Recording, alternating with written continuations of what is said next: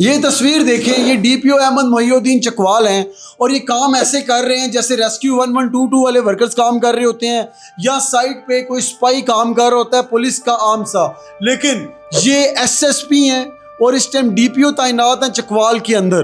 कल इनकी जुरिस्डिक्शन के अंदर जो इलाका आता है कलर कहार, वहाँ पे एक बस और एक ट्राले का आपस में एक्सीडेंट हो गया।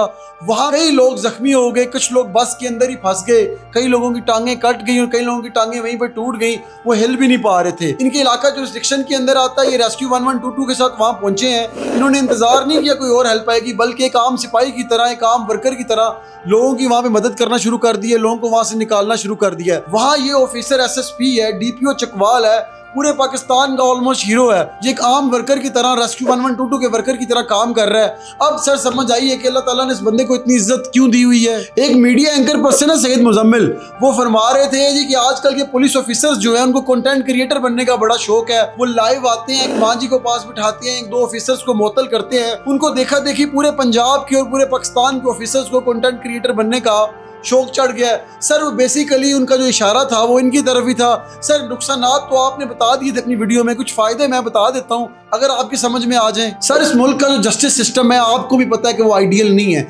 इसलिए लोग खुली कचहरियों में जाते हैं, वो कई साल कोर्ट कचहरियों में धक्के खाने से बच जाते हैं। 5 मिनट के अंदर या उनकी सुलह करा दी जाती है या उनका प्रॉब्लम ऑन मौके के ऊपर, स्पॉट के ऊपर सॉल्व कर दिया जाता है।